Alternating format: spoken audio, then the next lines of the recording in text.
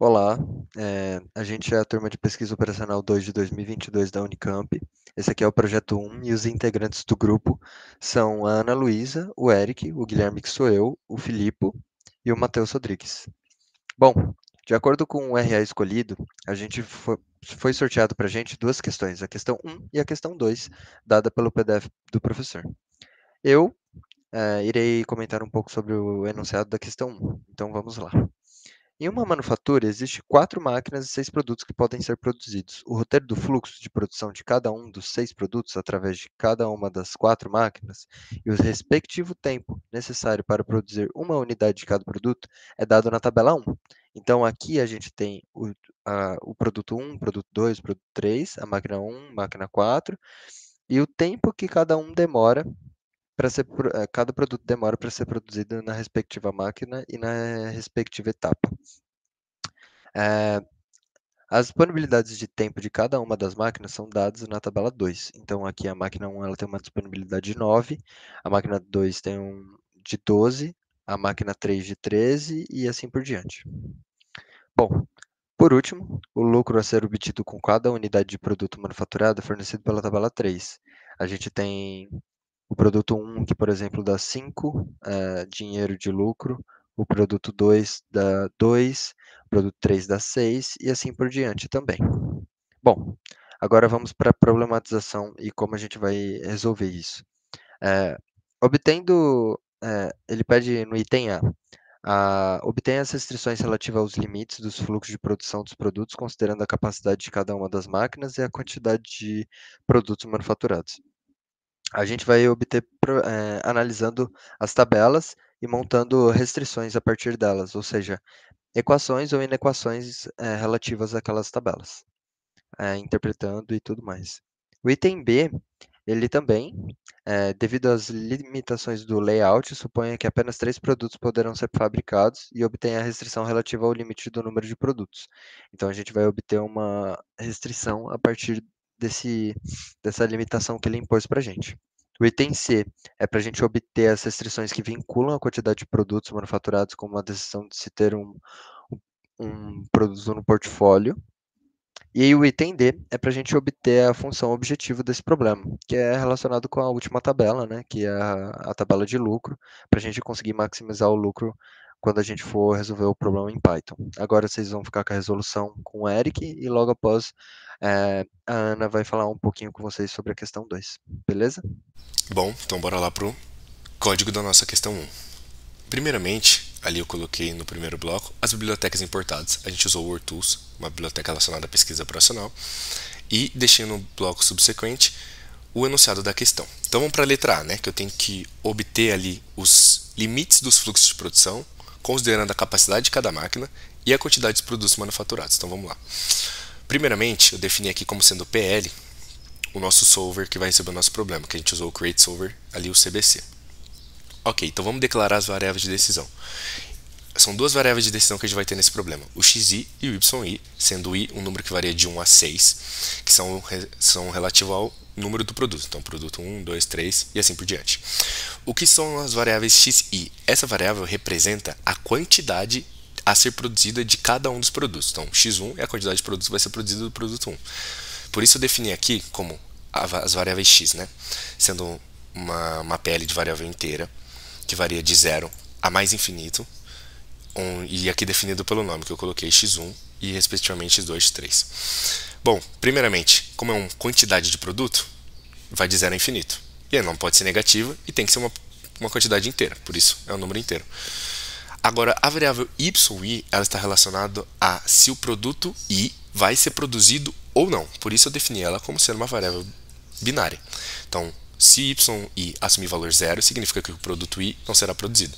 Assim como se o yi assumir valor 1, esse produto será produzido. Então, dando continuidade nas restrições, a gente tem que restrição 1. Essa restrição 1 está relativa à máquina 1 e a disponibilidade de tempo que ela tem para oferecer para a produção de cada um dos produtos. Então, se a gente for olhar na tabela do projeto, nós temos que a máquina 1 ela disponibiliza ali uma unidade de tempo para produzir uma unidade de produto do x1, 3 para o x3, 2 para o x2, e isso tem que ser menor ou igual a 9, que é a quantidade total de tempo que ela tem para distribuir para os produtos serem manufaturados. Então, por isso eu fiz que a restrição 1 é uma constraint, né? Eu construí ela ali sendo de menos infinito até 9. Até poderia ter colocado de 0 até 9, mas como eu já defini que cada uma das variáveis x será maior do que 0, não tem como isso não tá no intervalo de 0 a 9. Perfeito. Então aqui eu só setei, né, os coeficientes de cada um das incógnitas que tem nessa inequação. E eu fiz a mesma coisa para cada uma das máquinas. Cada máquina tinha uma disponibilidade de tempo diferente relativa a produtos diferentes. Então aqui está para a máquina 2, exatamente como está no nosso projeto. Aqui está para a máquina 3, está para a máquina 4. É a mesma coisa, definir ali os coeficientes de cada uma das variáveis. Então x1 aqui tem coeficiente 3, x2 coeficiente 2 e assim por diante. Então, letra A resolvida. Vamos para a letra B. Letra B a gente tem o que, devido às limitações do layout, suponha que apenas 3 produtos poderão ser fabricados. Ok, então vamos lá criar essa restrição. Restrição que eu chamei de restrição 5. Essa restrição 5 engloba aquelas variáveis de decisão relativas a se o produto vai ser ou não produzido. Eu quero produzir 3 produtos. Então a somatória dos produtos da variável que escolhe se os produtos serão produzidos ou não tem que ser 3. Por isso eu construí essa restrição 5 falando o seguinte, que ela vai de 3 até 3, obrigando ela a ser igual a 3, que é o que está escrito bem aqui. Então y1, y2, y3, tem que ser igual a 3. E aqui eu defini os valores dos coeficientes, que serão sempre 1, porque y vai assumir o valor 0, 1. Perfeito. Agora vamos para a letra C. A letra C eu tenho que obter as restrições que vinculam a quantidade de produtos manufaturados com a decisão de se ter um produto no portfólio. Perfeito. Bom, primeiramente, como a gente pode fazer isso? A gente sabe que se um produto ele aparece no nosso sistema, então se o xi ele tem um valor que é diferente de 0 e ele é um número inteiro, então o yi também tem que ser 1. Então são coisas concomitantes. Então vamos estabelecer essa relação de xi menos m, que é um coeficiente alto, que está multiplicando ali o yi, tem que ser menor ou igual a 0. Por que a gente faz isso? Pelo seguinte, vamos olhar essa restrição 6 que eu defini aqui. Essa restrição 6 está relativa ao produto 1. Então aqui eu defini que a restrição 6 vai de menos infinito até 0, que é essa inequação aqui, onde o coeficiente do x1 tem que ser 1 e o coeficiente do y1 é menos 1000. Por que menos 1000? Porque é um valor autossuficiente para quê? Se y1, ou seja, for 1, ou seja, esse produto realmente vai ser produzido, eu posso fazer o programa rodar, a minha função objetivo, ao ponto de achar, de fato, uma quantidade de produto xi que maximize o meu lucro e que não seja afetado por essa inequação. Então não vai ser um valor que vai chegar a 1000. Perfeito. Da mesma forma que eu garanto que se y1 for 0, ou seja, se a gente estiver considerando aqui passar essa parte da inequação para o outro lado, o xi só pode ser 0. Aí 0 menor ou igual a 0, perfeito. Eu fiz isso para cada uma dos produtos. Então, para o x2, x3, x4, x5, x6 e assim por diante. E agora, em último caso, a gente vai declarar a nossa função objetivo, que ela está diretamente relacionada a uma função de maximização do lucro obtido pela produção de cada um dos produtos. Então aqui, cada unidade do produto 1 nos dá 5 unidades de dinheiro de lucro, assim por diante dos outros produtos. Então eu setei aqui a função objetivo como obj, pl.objective, setei os coeficientes de cada um, do x1 que é 5, x2 que é 2, e ali depois assumi que essa é uma função de maximização. Importei esse relatóriozinho que a própria biblioteca já nos oferece, que eu vou explicar mais à frente, e mandei o código resolver essa função, imprimindo para mim os valores ótimos da função objetivo, assim como a quantidade de cada produto a ser produzido. E aqui está o resultado. O resultado que a gente tem é, o valor ótimo da função objetivo é 47. Da onde veio isso? Esse 47 aqui, a nossa função objetivo escolheu produzir uma unidade do produto 4, que nesse caso está valendo aqui, ó, o produto 4, está valendo 3 unidades de dinheiro. Então ali a gente já tem 3. 4 unidades do produto 5, 4 vezes 7 aqui é o 28. E 4 do produto 6, 4 vezes 6, 16, somando tudo dá 47. É isso que o produto nos resolveu. E aqui nós temos o relatório do problema, onde a gente consegue ver de uma maneira muito mais específica e global como foi o problema que a gente tratou. Então, a gente está trabalhando aqui de um problema que a gente não colocou nome, mas isso foi opcional, que ele tem um formato livre, trabalha com 11 restrições e 12 variáveis, sendo elas 6 inteiras e 6 binárias, e nenhuma variável contínua. É uma função de maximização, e aqui está a função objetivo, e dos variáveis e seus coeficientes, que está sujeito a todas essas restrições, que foi o que a gente definiu lá em cima. E aqui tem os limites para cada uma das variáveis, as variáveis que são binárias e as variáveis que são gerais. Então essa foi a questão 1. Bom, dando continuidade ao projeto 1, agora a gente vai falar um pouquinho sobre a questão 2. Nessa questão, a gente vai continuar com a problemática de uma indústria de manufatura que tem 4 máquinas para produzir 6 produtos.